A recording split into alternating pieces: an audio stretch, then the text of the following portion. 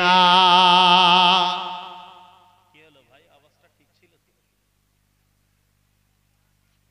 আবার শোনাচ্ছেন ভাইয়েরা, আমার জানেরা, যুবকেরা, মুরব্বিয়ানেরা, ফকির টুক টুক টুক টুক টুক টুক করে হেঁটে সম্রাট শাহজাহানের দরবারে চলে গেল। তার ছেলের সাথে সাক্ষাৎ হলো। আসসালামু আলাইকুম। ওয়া আলাইকুম আসসালাম ওয়া রাহমাতুল্লাহি বারাকাতু। খবর কি? তা বলছে আমি এসেছি সম্রাটের সাথে দেখা করতে। তিনি কই? তা বলছে সম্রাট শাহজাহান তো এখানে নেই। কোথায় আছে?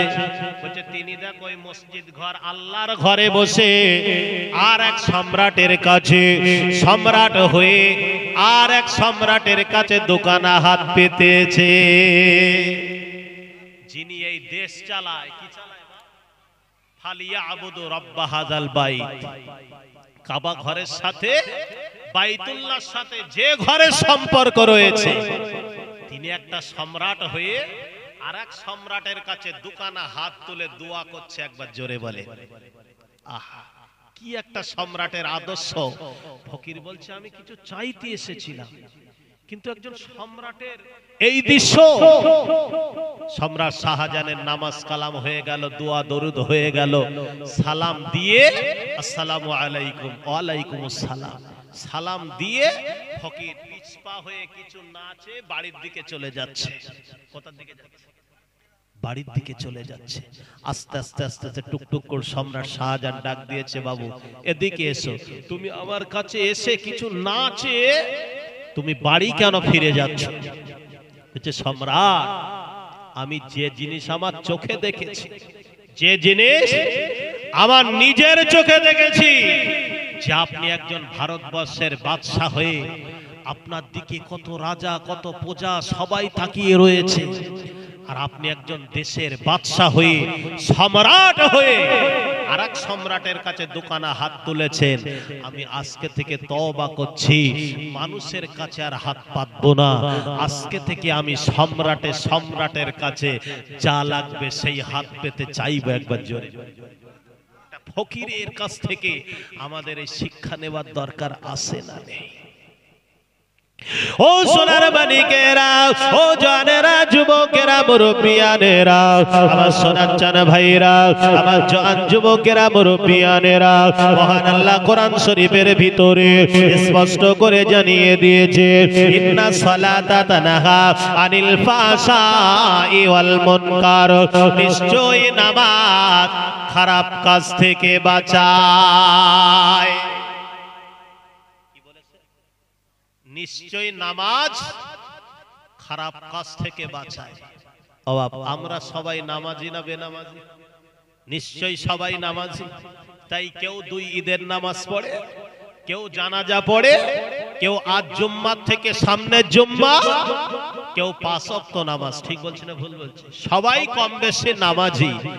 কোরআনে মহান আল্লাহ বললেন ইন্না সালাতা, নিশ্চয় সালাত শব্দের অর্থ হচ্ছে নামাজ, আনিল ফাহশাই ওয়াল মুনকার, নিশ্চয়ই নামাজ খারাপ কাজ থেকে বাঁচায়।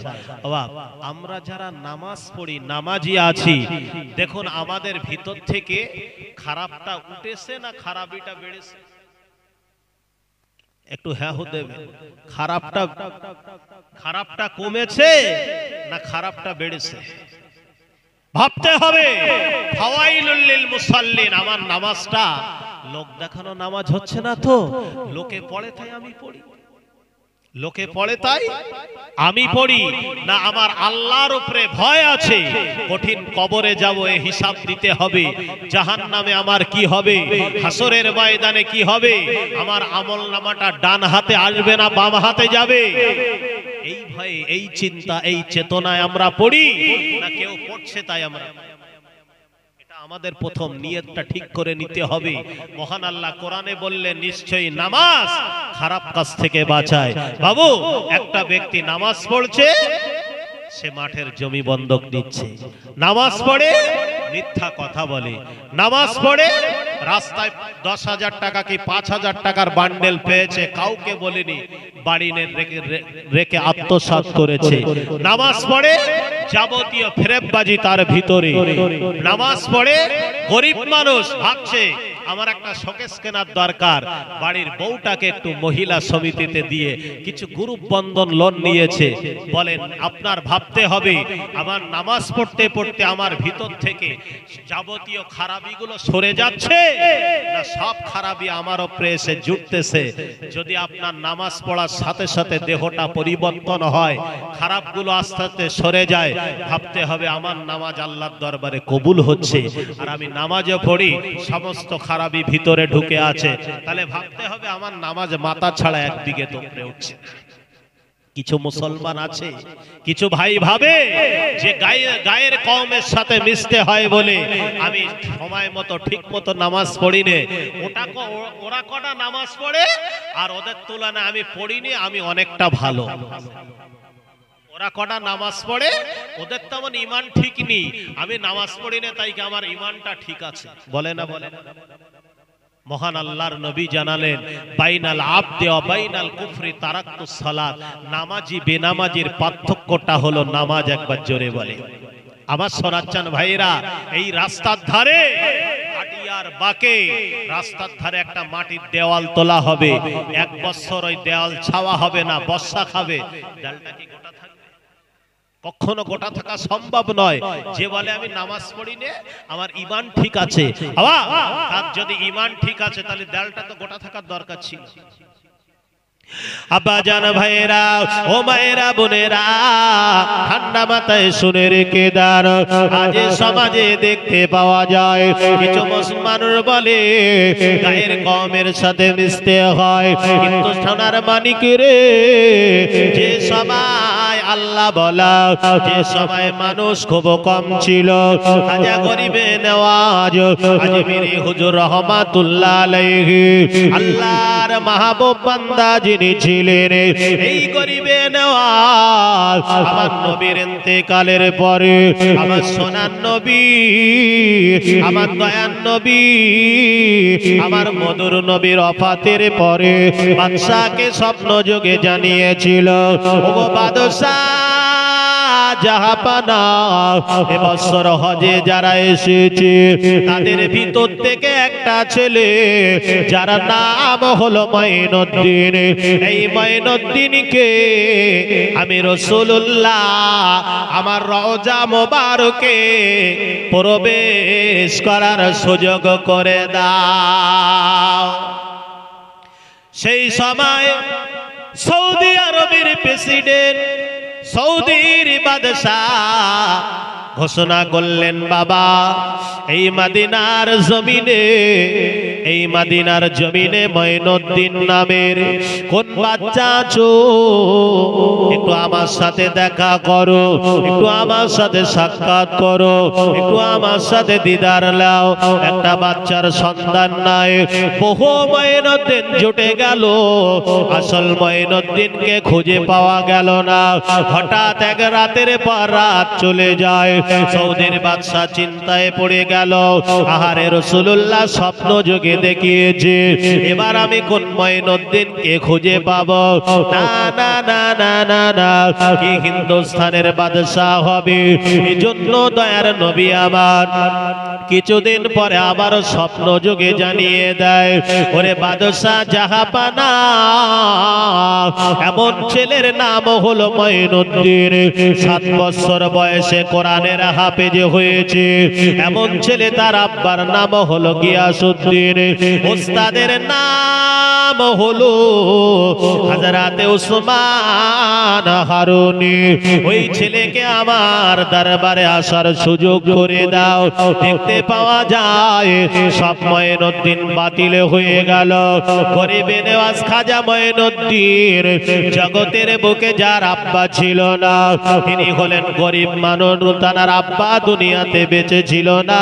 খুব যার আচার ভালো ছিল, আখলাক যার ভালো ছিল, নম্র এবং ভদ্র ছিল, খাজা মঈনুদ্দিন চিশতি সানজারি রহমাতুল্লাহ আলাইহিকে নবী আমার ডাক দিয়েছিল, বাবা মঈনুদ্দিন, বাবা আমি হিন্দুস্তানের মুসলমান দিগকে আমি নবী, আমি ওদের বড় পিয়ার করে, আমি নবী ওদের বড় ভালোবাসে, আমি নবী ওদের বড় মহাব্বত করে।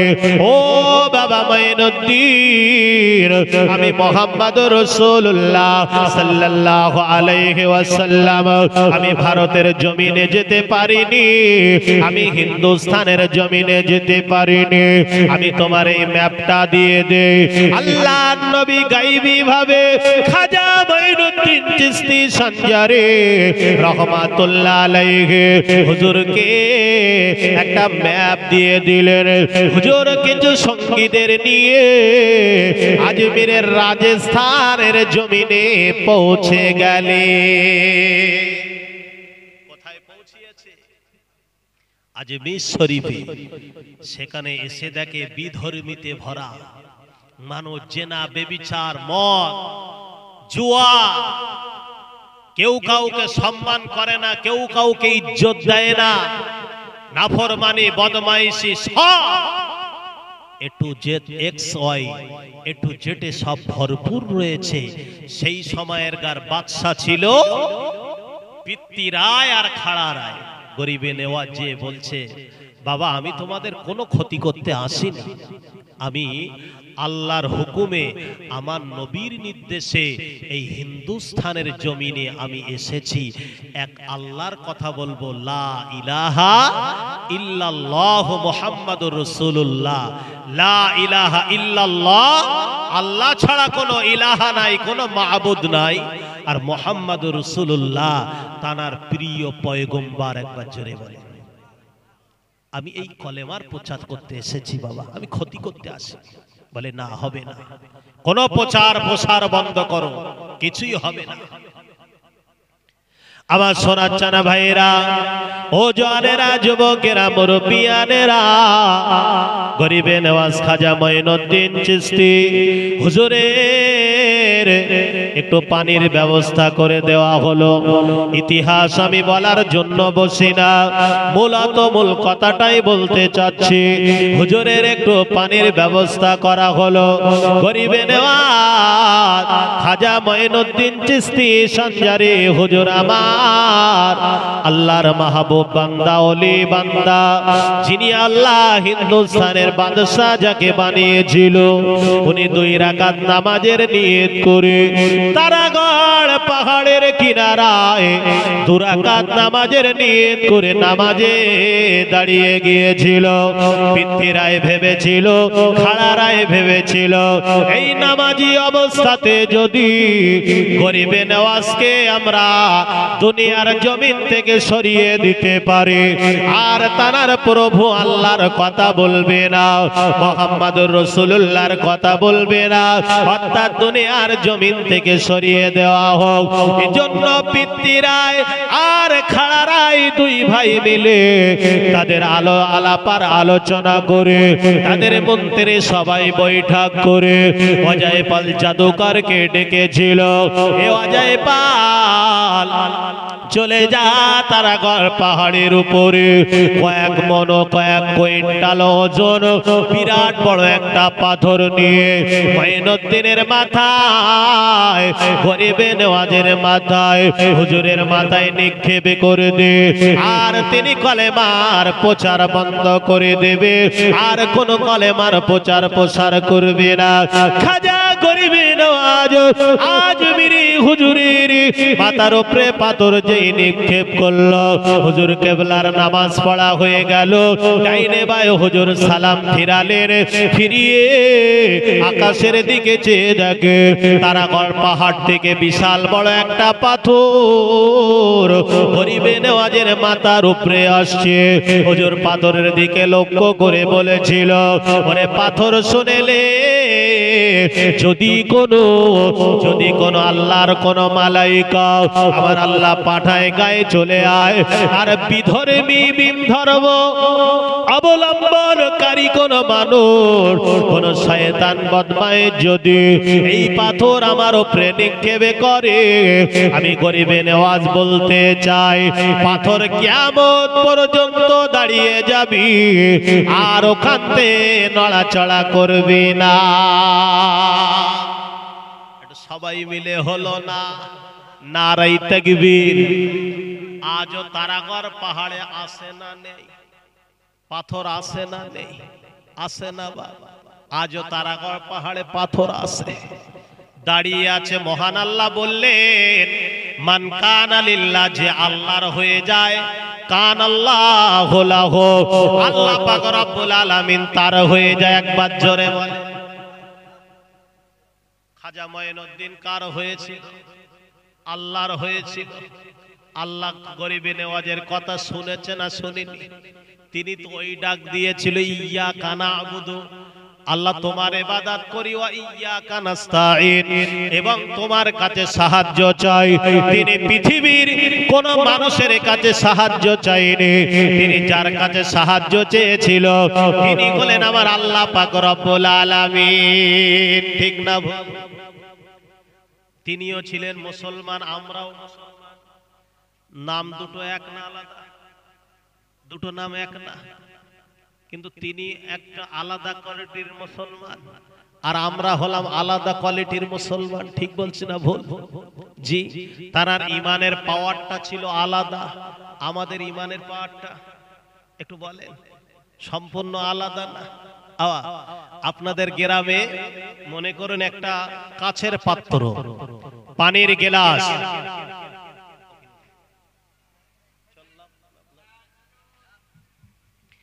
একটা পানির পাত্র, কিসের পাত্র? একবার দরুদ শরীফ পড়ি।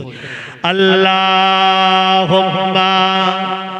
সাল্লি আলা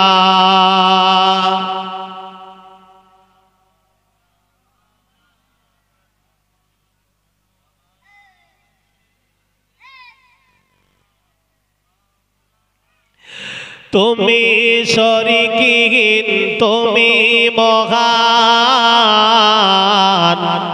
বিশ্বের মালিক তুমি, তুমি ওগো দয়াবান। তোমার বান্দারা তোমায় ভোলে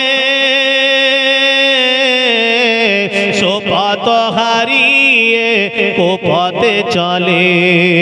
তোমার বান্দারা তোমায় ভোলে সুপথ হারিয়ে কুপথে চলে। সেই দিন তুমি ওগো কর সতর প্রমাণ, বিশ্বের মালিক তুমি, তুমি ওগো দয়াবান। এখন গফার তুমি, এখন সাত্তার, হাসরের দিনে তুমি হইবি কাহার। সেই দিন তুমি ওগো কর সতর প্রমাণ, বিশ্বের মালিক তুমি, তুমি ওগো দয়াবান। তুমি শরীকহীন, তুমি মহান, বিশ্বের মালিক তুমি, তুমি ওগো দয়াবান। আল্লাহুম্মা সাল্লি আলা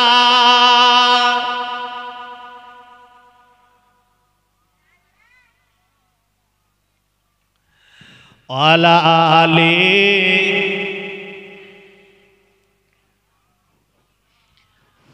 আমার সোনাচ্চান ভাইরা, আমার জওয়ানেরা, যুবকেরা, আমি এতটুকু বোঝাতে চাচ্ছি তিনি ছিলেন মুসলমান, আমরাও কিন্তু মুসলমান। তানার চলাফেরা, তানার কথাবার্তা, তানার নামাজ কালাম সম্পূর্ণ একটা আলাদা ছিল, আর আমাদের সম্পূর্ণ একটা আলাদা। ঠিক না ভুল? পানির মোশাক, পানির পাত্র, একটা কাচের গ্লাসে যদি এক ফোঁটা সরষার তেল দেওয়া হয়, কিসের তেল? সরষের তেল, সরষার তেল, যেটাই বলেন না কেন আমার ভাইয়েরা, ওই গ্লাসের পানির উপরে এক ফোঁটা যদি তেল দেওয়া হয়, পানির কি ক্ষমতা আছে ওই তেলটাকে গ্রাস করতে পারে? ওপরে ভাসবে না, ওপরে ভাসবে না। যদি ওই আমি গ্লাস বাদ দিয়ে একটা জগে দেই, ওপরে ভাসবে। এক ফোঁটা সরষার তেল যদি এই কাঠিয়ার বাকের কোন পুকুরের ওপরে দেই, মাটির গ্রাস করার। আমরা তো আল্লাহ কারমে মক্কা শরীফ, মদিনা শরীফ হাজিরা হজ করতে যান, ওমরা করতে যান, ওই দেশ থেকে আবে জমজমের পানি নিয়ে এসে আর এই এলাকার টিউবওয়েলের পানি যদি এক পাত্রে মিশিয়ে দেই, কেউ ধরতে পারবে যে কোনটা আবে জমজম আর কোনটা এই গ্রামের পানি? পানি দুটো মিশে যাবে, ঠিক না ভুল? কিন্তু তেল মিশবে বলে মনে হয়? খাজা গরিবে নেওয়াজ ছিলেন একটা সরষার তেল মার্কা মুসলমান। একবার জোরে বলে, একবার মহাব্বতে হলো না?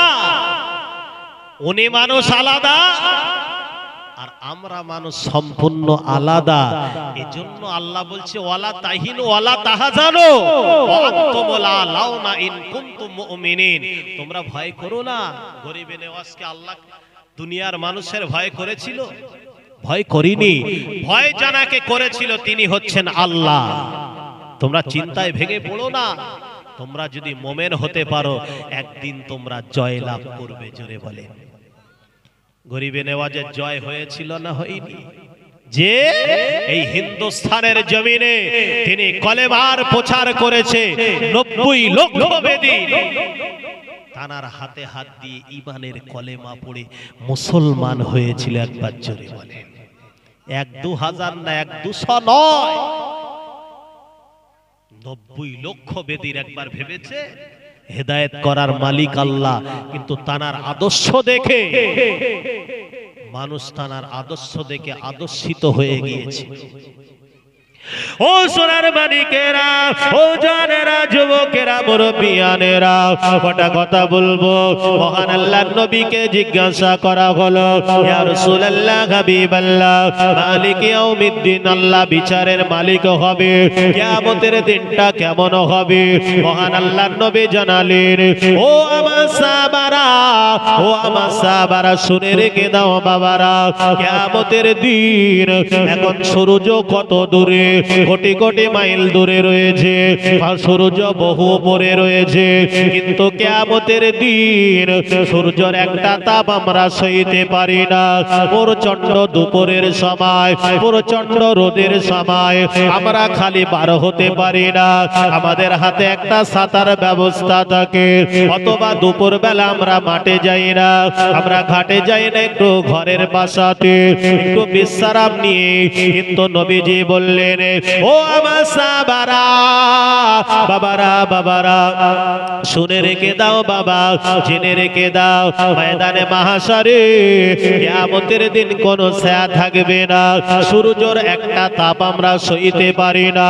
12টা মুখ খুলে যাবে, মাটি পুড়ে তামা হবে। সূর্যের 12টা মুখ খুলে যাবে, মাটি পুড়ে তামা হবে। ও আমার সাহাবারা, ওই দিন কোনো ছায়া থাকবে না। আল্লাহর আরশে আজিমের ছায়া ছাড়া কোনো ছায়া থাকবে না। আল্লাহর নবী সাহাবারা নবীর দিকে ফেল ফেল নজরে তাকিয়ে রয়েছে। ইয়া রাসূলুল্লাহ, ইয়া হাবিবাল্লাহ, আমরা সইতে পারবো না, সূর্যের তাপ আমরা সইতে পারবো না, আমরা সহ্য করতে পারবো না, মাটিটুকু নাকি পুড়ে তামা হবে। আয় আল্লাহর নবী, ওই তাপ থেকে বাঁচার কোনো কি উপায় আছে? সূর্যের প্রচন্ড তাপ থেকে বাঁচার কোনো কি উপায় আছে? আমার নবীজি বললেন, ও আমার সাহাবারা, শুনে রেখে দাও, রাজুলুন কলবুহু মুকাল্লাবু ফিল মসজিদ, যে ব্যক্তির অন্তরটা মসজিদের সাথে জুড়ে রয়েছে, কিয়ামতের ময়দানে মুসিবতের সময় ওই ব্যক্তি আল্লাহর আরশে আজিমের ছায়া পাবে। কি বলেছে? যাদের অন্তরটা, যাদের মনটা মসজিদের সাথে জুড়ে রয়েছে। কিসের সাথে? মসজিদের সাথে যাদের অন্তরটা জুড়ে রয়েছে, এরকম ব্যক্তি হাসরের ময়দানে আল্লাহর আরশে আজিমের নিচে ছায়া পাবে। বাবা মসজিদের সাথে কিছু মানুষ অপব্যাখ্যা করে যে আমাদের মনটা জুড়ে রয়েছে তাই লোটা কম্বল হাড়ি করে সব লে মসজিদ ঘরে রান্না করছে আর মসজিদের ফ্যানের হাওয়া খাচ্ছে, চিৎকার উবুড় হয়ে বিভিন্ন নকশা স্টাইলে বাড়ি যেরকম গরুর মতো নাক ডাকায়, ইবাদতের ঘরে যে ওরকম নাক ডাকাচ্ছে। আসে না নেই? আসে না নেই? যে ওটা ইবাদতের ঘর। নবীজি বললেন যাদের মনটা, যাদের অন্তরটা মসজিদের সাথে জুড়ে রয়েছে। আমি জোহরের নামাজ পড়লেন আপনি, আমি জোহরের নামাজ পড়েছি, আপনার মনটা আমার মনটা এরকম হওয়া উচিত যে আমি বাড়ি এসেছি, বিবিদের সাথে গল্প গুজব করেছি, বাচ্চাদের আরাম আহ্লাদ করেছি, তাদের কোলে নিয়েছি, খাবার দাবার দিয়েছি, মনটা রয়েছে আমি খোলাপাতার বাজারে যাচ্ছি। যদি খোলাপাতায় আসরের আজান হয়, আসরের আজান হয়, খোলাপাতার মসজিদে জামাতে আমি আসরের নামাজটা পড়বো, নবীজি বলছে এই মনটা যারা আছে সেই ব্যক্তি কিয়ামতের দিন আল্লাহর আরশ আজিমের ছায়ার তলায় ছায়া পাবে। একবার জোরে বলে আব্বাজান ভাইরা, ও মায়েরা, বোনেরা, ঠান্ডা মাথায় কথা শুনে রেখে দেন। আজ মসজিদকে আমরা কতটা আপন করতে পেরেছি। আজ বাজার, আজ ঘাট আমাদের আপন না, আল্লাহর ঘর মসজিদ আমাদের আপন। আল্লাহর নবী সাহাবা হযরত আবু তালহা রাদিয়াল্লাহু তাআলা আনহু, আল্লাহর নবী সাহাবা হুজুরের বাড়িটা নবাবী শরীফ থেকে অনেকটা দূরে হুজুরের বাড়ি, কিন্তু হুজুরের মনটা ছিল আমি আবু তালহা রাদিয়াল্লাহু তাআলা আনহু নবাবী শরীফে যে আমি নামাজ জামাতে আদায় করব। আবু তালহা হযরতে বেলাল রাদিয়াল্লাহু তাআলা আনহু, হুজুর আমার আসরের আজান দিয়েছে, হুজুরের মনটা যেন ছটফট করছে, কখন আমি নামাজে যাব, নামাজে যাব, আমি কখন নামাজ পড়তে যাব। এজন্য হযরত আবু তালহা রাদিয়াল্লাহু তাআলা আনহু আল্লাহ নবী সাহাবা বাড়ি থেকে ওযু হয়ে, বাড়ি থেকে জামাটা পরিধান করে হুজুর নবাবিতে যাবে বলে তৈরি হলেন। ঘরের দরজার কাছে যে পাটা বাড়ালেন, আল্লাহ নবী সাহাবা হযরত আবু তালহার বিবি ডেকে বলে, স্বামী আপনি কোথায় যাচ্ছেন? বলে নামাজ পড়তে। আপনি নামাজে যান, কোনো অসুবিধা নয়, আপনি আসরের নামাজ নবীজির পিছনে আদায় করে আমার স্বামী তড়ি ঘড়ি আপনি একটু বাড়ি চলে আসবে। কি বলেছে? আসরের নামাজটা জামাতে আদায় করে হুজুর আপনি একটু তাড়াতাড়ি বাড়ি আসবেন, কারণ আমার সোনার মানিক, আমাদের নয়নের পুতুলি, আমাদের কচিটার প্রচন্ড জ্বরে আক্রান্ত হয়েছে, আমার সোনার মানিক বড় অসুস্থ, এজন্য আপনি একটু আসবেন, এনাকে একটু সেবা করতে হবে, কচিটার একটু ডাক্তার পাতি ঔষধ পাত্রর ব্যবস্থা করতে হবে। আল্লাহ নবী সাহাবা আবু তালহা বলেছিল, ও আমার বিবি, আমার বিবি রে, রোগ দেওয়ার মালিক আল্লাহ, রোগ ভালো করার মালিক হলো আল্লাহ। যে আল্লাহ রোগ দিয়েছে সেই আল্লাহ রোগ ভালো করবে। বিবি আমি এখন আল্লাহর ঘর মসজিদে নবাবী শরীফে নামাজ পড়তে যাচ্ছি। আল্লাহ নবী সাহাবা হযরত আবু তালহা রাদিয়াল্লাহু তাআলা আনহু বাড়ি থেকে বার হলেন। হুজুর আসরের নামাজটা জামাতে আদায় করলেন।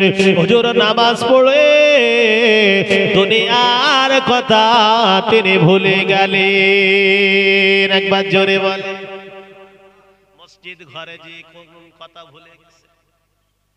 দুনিয়ার কথা আর মনে নাই, কোথায় গেছে? মসজিদে। আর একটু ঘুরিয়ে বলে, আমরা যখন যাই মসজিদে, হ্যাঁ অমুকের ছেলে কোনে গেল, তার মেয়ে কোথায় গেল, তওবা আস্তাগফিরুল্লাহ, সারা দুনিয়ার কথা মসজিদে। যে এ থেকে বোঝা যায় সাহাবা হুজুররা মসজিদটাকে আপন করে নিয়েছিল, আর আমাদের আপন হয়েছে বাজার ঘাট। চাচা কোথায় গেল? তা বলছে মসজিদে গেছে। বলছে কখন আসবে? ওদের দাঁড়া, ওই দেখা যাচ্ছে, ওই দেখেন ওই আসছে। জুম্মার নামাজ আমরা পড়তাম 22 রাকাত, ছাড়তে ছাড়তে এসে গেল 10 রাকাত। সে 10 রাকাত তো শেষ, এখন 2 রাকাতে দাঁড়িয়ে আছে। ঠিক বলছি না ভুল বলছি? যে মসজিদে জুম্মার ফরজ নামাজ হয়ে গেল, খুতবা হয়ে গেল, ইমাম যেই ডাইনে বাই সালাম ফিরিয়েছে, অমনি দোকানে হাত তুলে মোনাজাত করেছে, বারানা মুসল্লি সবাই। আর নামাজগুলো কে পড়বে? ও সোনার মানিকেরা, ও জানেরা, যুবকেরা, মুরব্বিয়ানেরা, আল্লাহর নবী সাহাবা হযরত আবু তালহা রাদিয়াল্লাহু তাআলা আনহু, হুজুর গরিব মানুষ, হুজুর নরম দিলের মানুষ। আল্লাহর নবী সাহাবা আবু তালহা টুক টুক টুক টুক টুক টুক করে হেঁটে নববী শরীফে পৌঁছে গেলেন। হুজুরের আসরের নামাজ আদায় হয়ে গেল। হুজুর আসরের নামাজ পড়ে কলমা কালাম পড়তে লাগলেন, কোরআন শরীফটা নিয়ে পড়তে শুরু করে দিলেন। মাগরিবের সময় হয়ে গেল, মাগরিবের নামাজটা আদায় করলেন। কিছু পরে আবাবিলের নামাজ পড়লেন, আল্লাহর কোরআন নিয়ে বসে গেলেন। ওনার বিবি বলেছিল, স্বামীনি নামাজ পড়তে যাচ্ছেন, নামাজ পড়ে আপনি তড়ি ঘড়ি বাড়ি চলে আসবেন, আমার সোনার মানিক বড় অসুস্থ। আল্লাহর নবী সাহাবা আবু তালহা রাদিয়াল্লাহু তাআলা আনহু হুজুরের বিবির কথা মনে নাই, সোনার মানিকের কথা মনে নাই, সংসারের কথাও হুজুরের মনে নাই। নামাজ পড়তে গেছে কখন গেছে? আসর, মাগরিব হয়ে গেছে, এশা নামাজের সময় হয়ে গেছে। আর আমরা চাচিমা জিজ্ঞাসা করছে, চাচা কোথায় গেল? বলছে চাচা গেছে মসজিদে, কখন আসবে জানি না, বলতে পারবো না। দেখা যাচ্ছে সাথে সাথে ফিরেছে। ঘুরিয়ে বলা হয়, চাচা কোথায় গেল? তো বলছে বাজারে গেছে, কখন আসবে? বলছে দুপুরে রান্না হবে কিনা জানি, দুপুরে রান্না হবে কিনা জানি না। তোমার চাচা যদি 4টে সিটির একটা পেয়ে যায়, অমনি মোনাজাতে বসে যাবে। কিসে বসবে? মোনাজাতে বসে যাবে। সারাদিন খাওয়া দাওয়া হবে কিনা ঠিক নেই।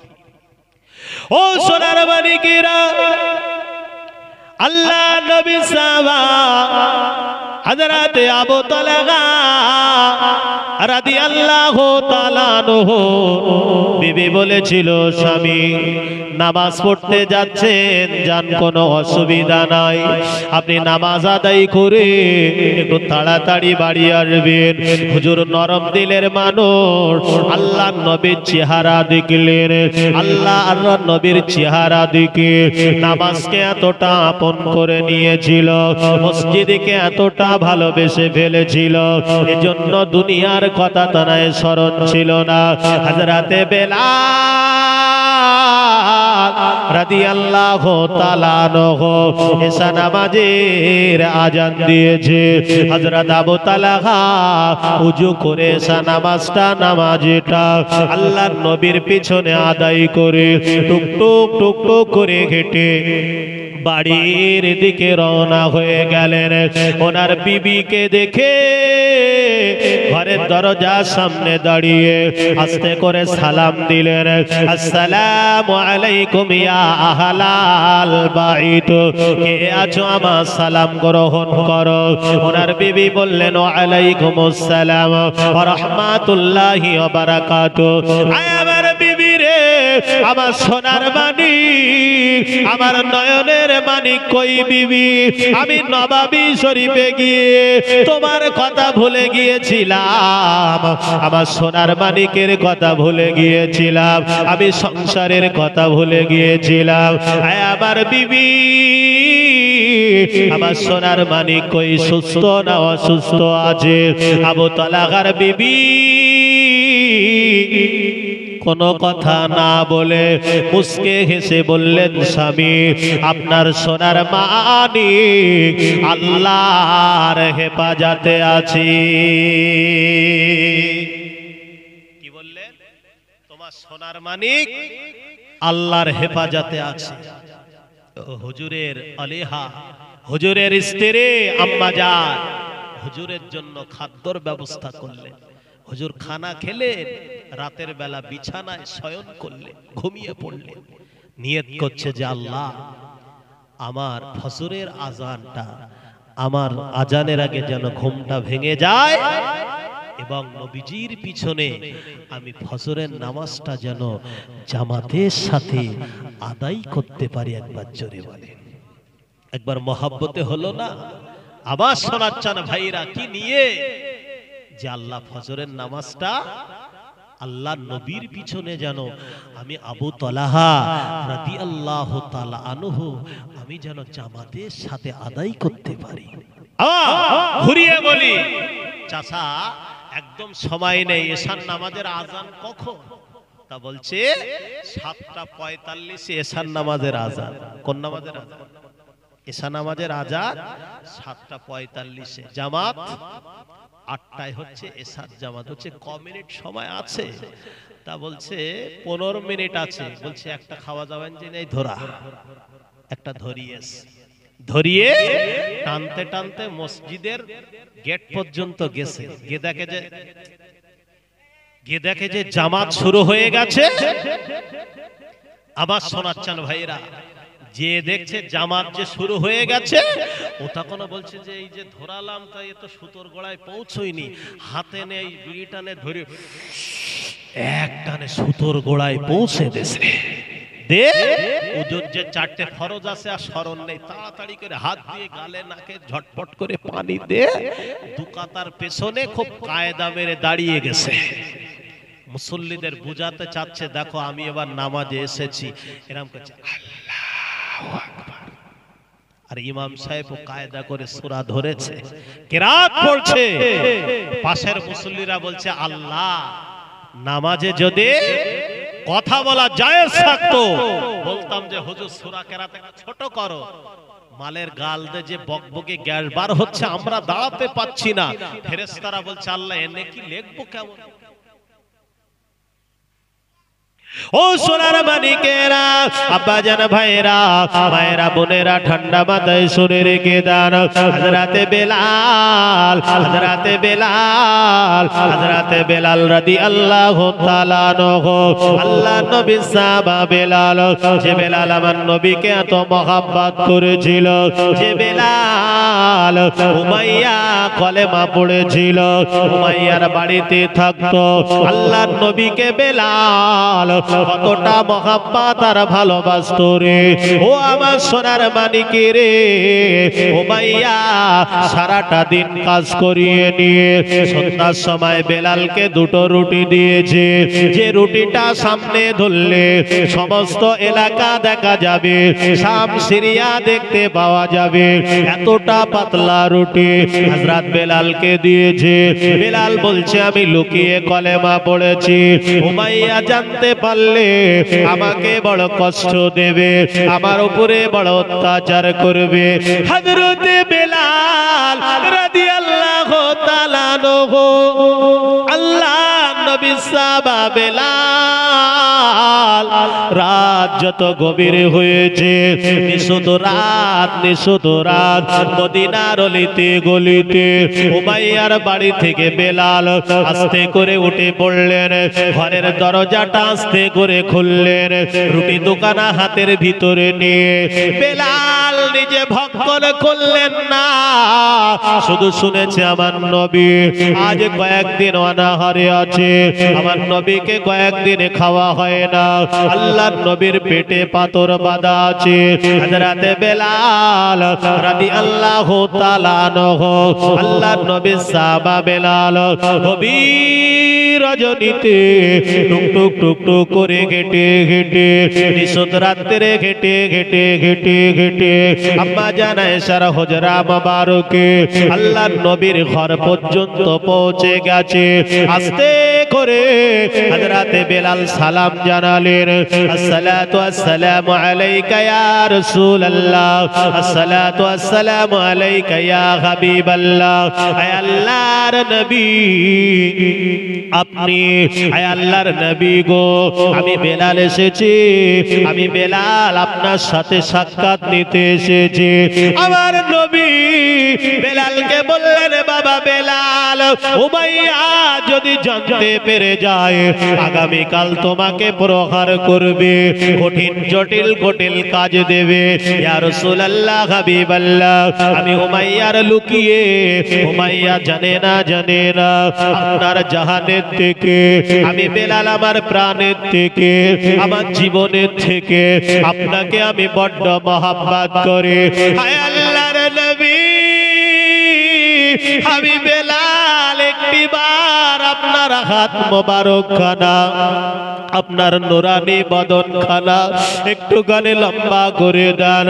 আল্লাহর নবী হাত খানা যেই বার করেছে, হযরতে বেলালের সারাদিন অক্লান্ত পরিশ্রম, সারাদিন খাটাখাটনি করা, সারাদিনের মজুরি, যে দোকানা রুটি দিয়েছিল উমাইয়া, বেলাল ওই রুটি দোকানা নবীর হাতে তুলে দিলেন।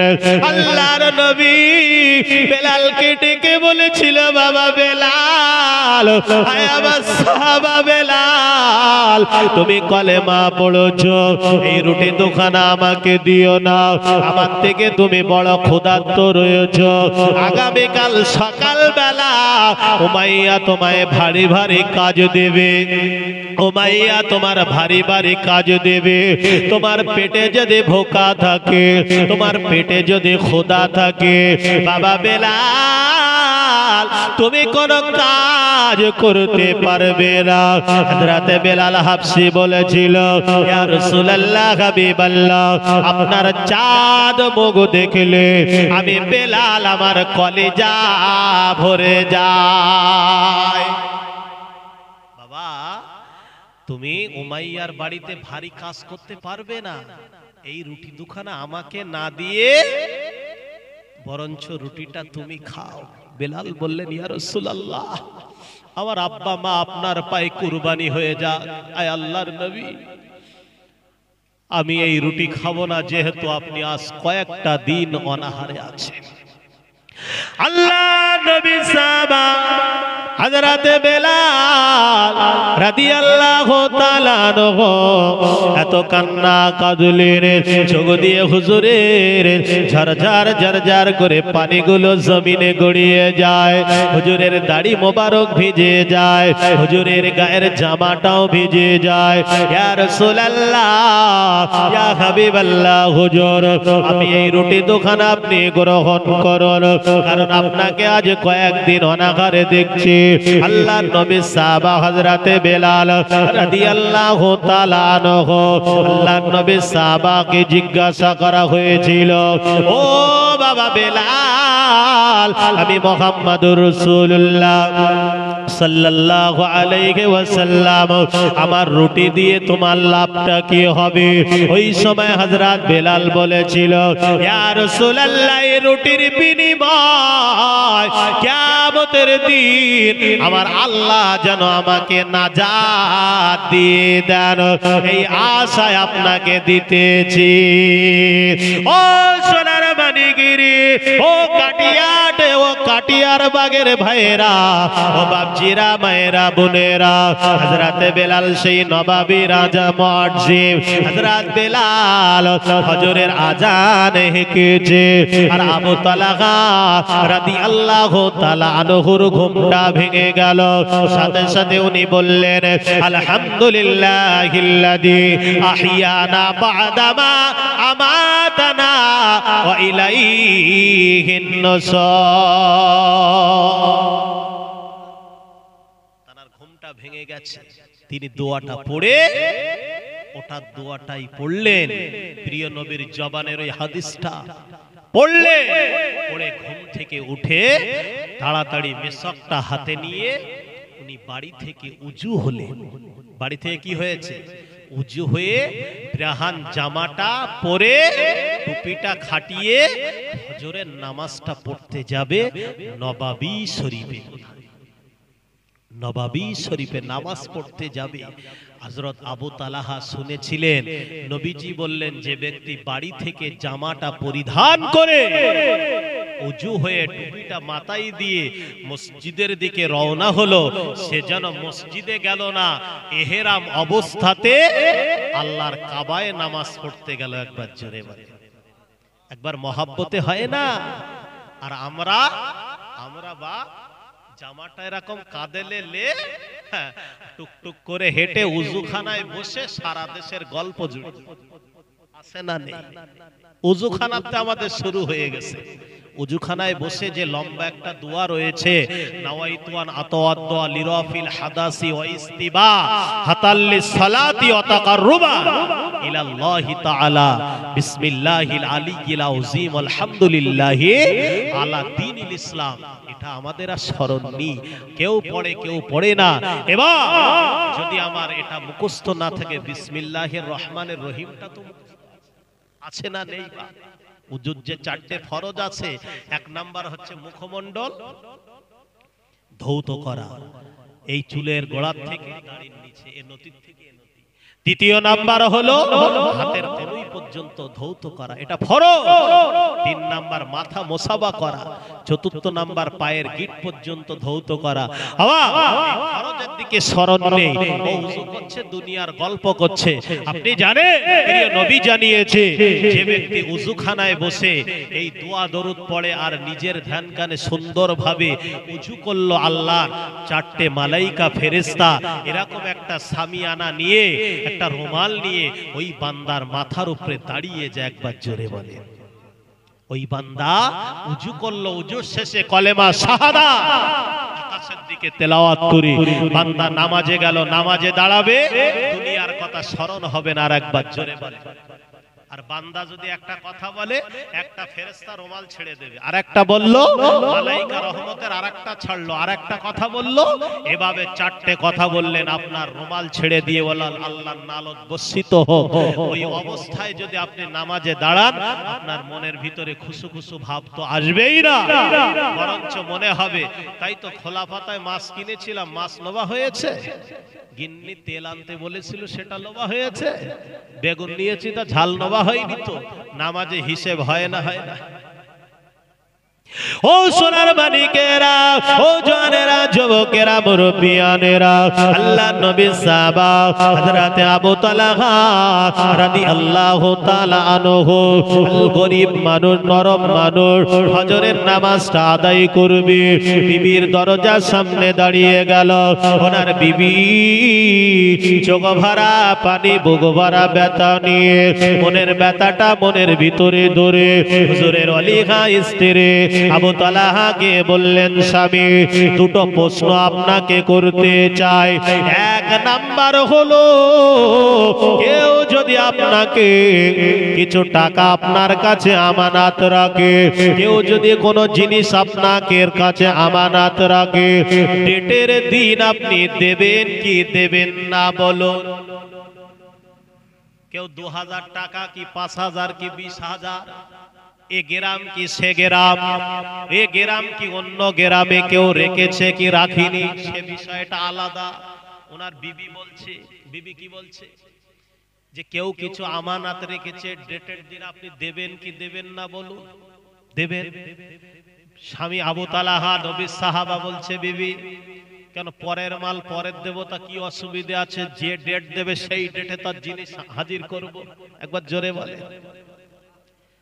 আচ্ছা, আপনি তার মালটা ফেরত দিয়েছেন, আপনি কি মন খারাপ করবেন, দুঃখ নেবেন, ব্যথা নেবেন?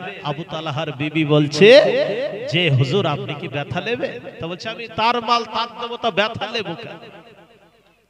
ও আমার স্বামী, আল্লাহ নবী সাহাবা হযরত আবু তালহা রাদিয়াল্লাহু তাআলা আনহু, দয়ার নবী সাহাবা আবু তালহা বিবি ডেকে বলে, স্বামী দুঃখ নেবেন না, ব্যথা নেবেন না। আপনার সোনার মানিক গতকাল আসরে সময় ইন্তেকাল করেছিল। সবাই বলে ইন্না লিল্লাহি ওয়া ইন্না ইলাইহি রাজিউন।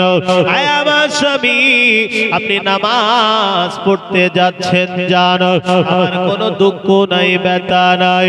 তবে স্বামী, আপনার ছেলের মরা মুখটা আপনি দেখে যান। আবু তালহা রাদিয়াল্লাহু তাআলা আনহুর চোখ দিয়ে পানিগুলো টপ টপ করে টস টস করে জমিনে নির্গত হয়। হুজুরের দাড়ি মোবারকটা ভিজে যায়। আয় আমার বিবি, তুমি না বলেছিলে আমার সোনার মানিক আল্লাহর হেফাজতে আছে?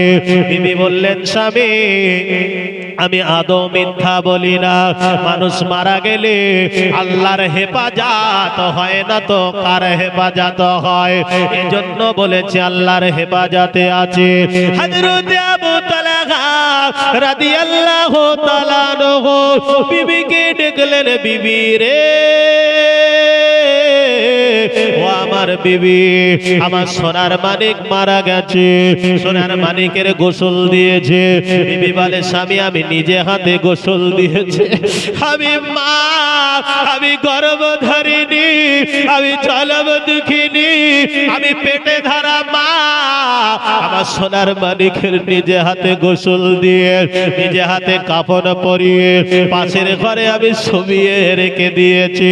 আপনি নামাজে যাচ্ছেন, যান, আমার কোনো দুঃখ নাই, আমার মনের ভিতরে কোনো কষ্ট নাই। হুজুর, আমার সোনার মানিক আল্লাহর ডাকে ধরা দিয়েছে, আল্লাহর মাল আল্লাহ নিয়ে নিয়েছে। আপনি নবাবিতে যাচ্ছেন, যান, তবে আপনি নামাজ পড়ে আল্লাহর নবীকে নিয়ে আসবেন। আমার নবী আমার সোনার মানিকের জানাজার নামাজটা যেন আদায় করে দেয়। আল্লাহ নবী সাহাবা হযরত আবু তালহা রাদিয়াল্লাহু তাআলা আনহু হুজুর আমার নবাবিতে ফজরের নামাজটা আদায় করে চোখ ভরা পানি, বুক ভরা ব্যথা নিয়ে চোখের পানিগুলো গড়িয়ে গড়িয়ে টস টস টস টস করে জমিনে নির্গত হয়। ও আমার ভাইরা, ও আমার বাপজিরা,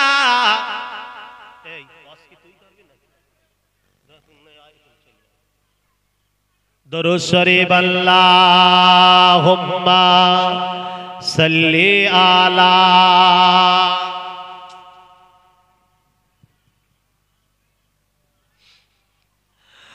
ওয়া আলা আলি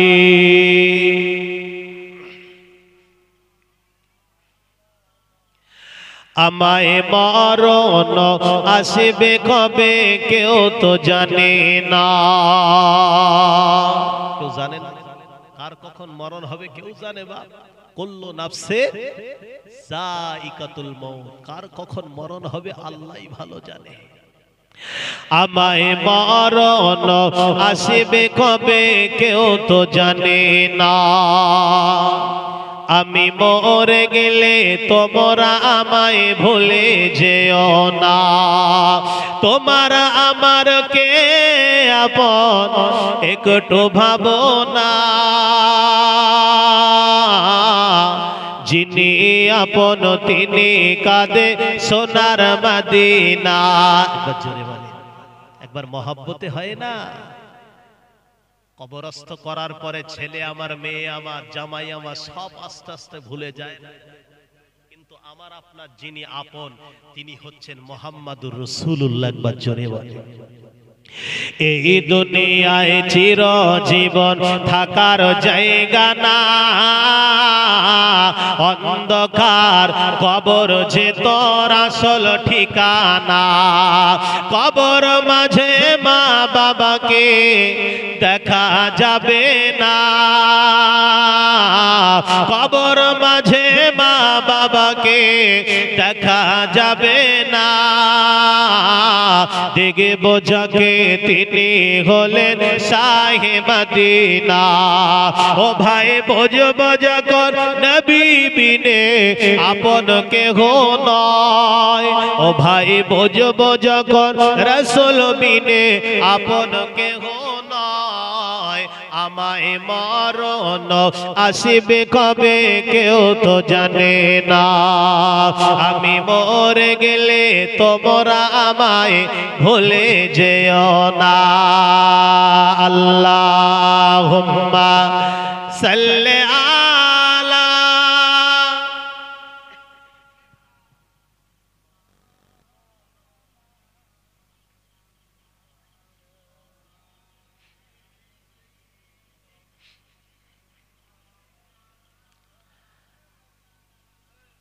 আওয়াজ শোনাচ্ছেন ভাইয়েরা, আওয়াজ জওয়ানেরা, যুবকেরা, মুরব্বিয়ানেরা, আমি যেটা বলছিলাম আর একবার আমরা দরুদ শরীফ।